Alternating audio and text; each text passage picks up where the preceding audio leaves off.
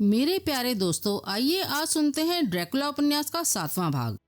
अभी तक हमने सुना कि मीना ड्रैकुला के गले में काटने से दूषित और अपवित्र हो चुकी थी और काउंट को लंदन से भगाने या हमेशा के लिए खत्म करने के लिए उसके द्वारा ट्रांसिल्वानिया से जो कब्रिस्तान की मिट्टी से भरे हुए 50 बक्से लाए गए थे, उनको पवित्र पदार्थ से कीलित करना ताकि उसे दिन में छिपने के लिए कोई भी स्थान ना मिल सके।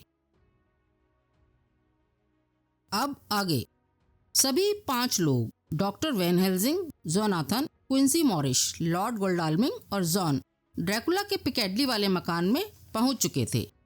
डॉक्टर वैन हेल्सिंग ने सबसे पहला काम यह किया कि उन्होंने थैले से पेचकस निकाला और एक एक बक्सा खोलना शुरू किया।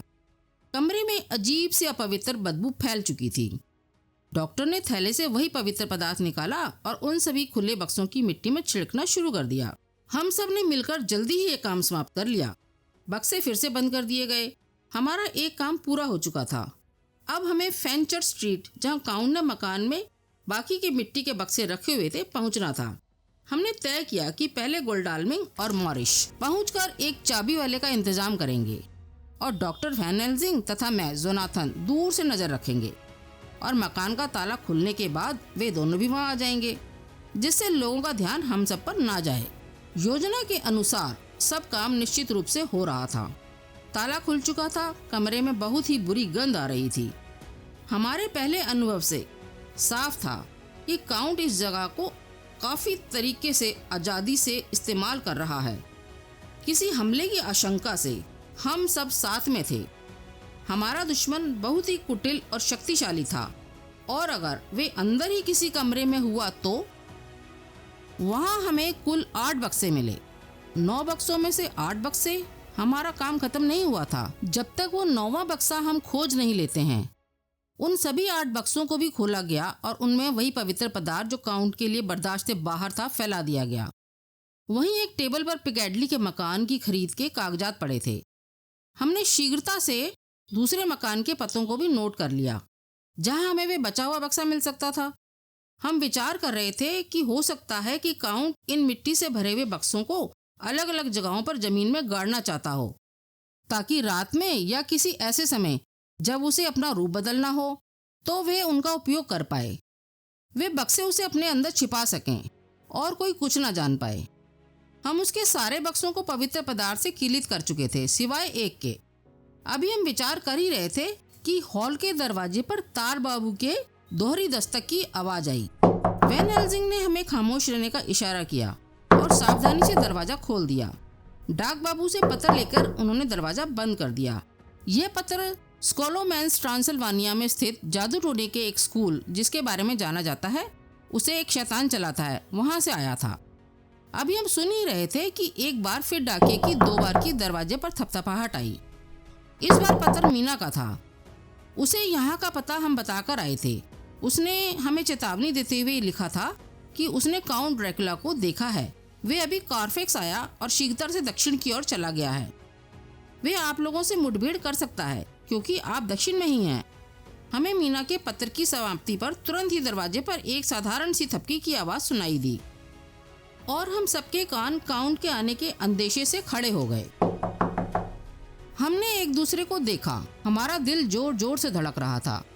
हम अपने तरह तरह के हथियारों के साथ तैयार हो गए। दाहिने हाथ में पिस्तौलें और चाकू थे, बाएं हाथ में क्रूसीफिक्स, गले में जेबों में लहसुन के फूल और मालाएं थीं। वैन हेल्सिंग ने लैच खींचा और दरवाजे के पीछे तैयार होकर खड़े हो गए। दरवाजा खुला पर काउंट नहीं, हमारे 2 साथी क्विंसी मॉरिश तथा लॉर्ड गोल्डाल्मिंग खड़े थे। हम खुश हो उठे। उन्होंने बताया कि मिले पतों पर हमें बाकी के 6 बक्से भी मिल गए हैं जिन्हें हमने नष्ट कर दिया है। डॉक्टर वैन हेल्सिंग ने कहा कि सूर्यास्त होने को है। हम मीना को अब अकेला नहीं छोड़ सकते हैं और बक्सों के नष्ट होने से काउंट अब यहाँ आता ही होगा। तभी हॉल के दरवाजे के ताले में धीरे से चाबी घूमी। वैन हेल्सिंग, मैं और हॉर्कर दरवाजे के पीछे थे। गोल्डाल्मिंग और क्विंसी आगे की ओर छिप गए। हम धड़कते सीने से इंतजार कर रहे थे। एक एक पल एक एक युग प्रतीत होता था। धीमे और सावधान कदम आगे बढ़ने की आवाज आने लगी।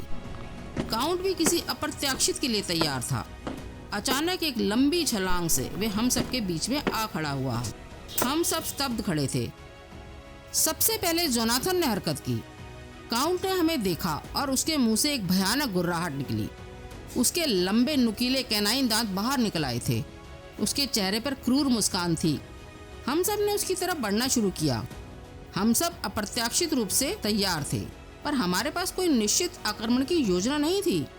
हम नहीं जानते थे कि क्या हो सकता था।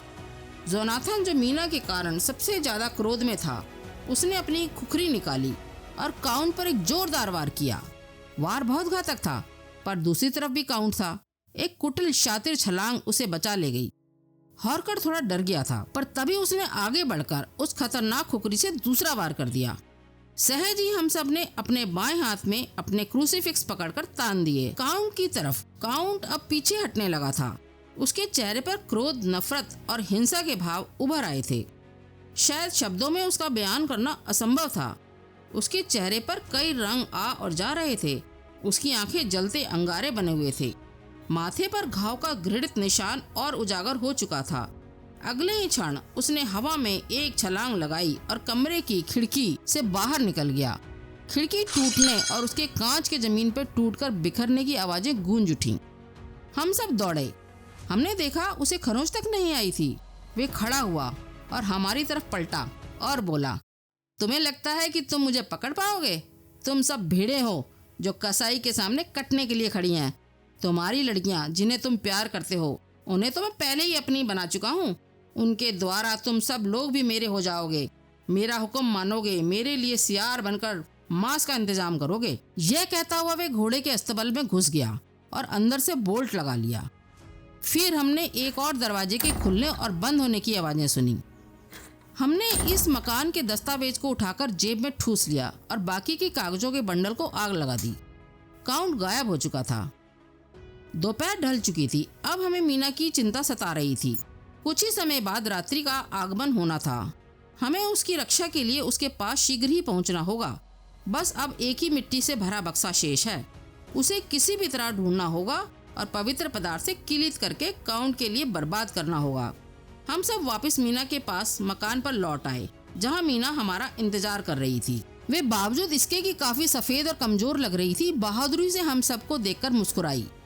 वे बीच बीच में आंखें बंद करके कुछ प्रार्थना कर रही थी। सबने साथ मिलकर भोजन किया। हमारे शरीर में ऊर्जा का निर्माण हुआ। शायद भूख की वजह से भी हम सब लोग काफी थके हुए लग रहे थे। हमने मीना को काउंट के साथ मुठभेड़ का पूरा विवरण बताया।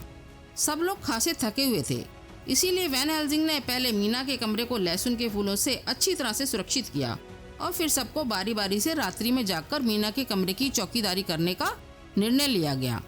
जोनाथन को मीना के साथ ही सोने के लिए कहा गया। सब लोग अपने अपने कमरे में आ चुके थे। जोनाथन बहुत ही थका हुआ था। वे लेटा और सोचते सोचते उसे गहरी नींद आ गई। प्यारे दोस्तों, मुझे आशा है आपको ड्रैकुला उपन्यास का ये 7वां भाग जरूर पसंद आया होगा। मेरी प्रार्थना है कि आप इसे सब्सक्राइब करें और लाइक करें।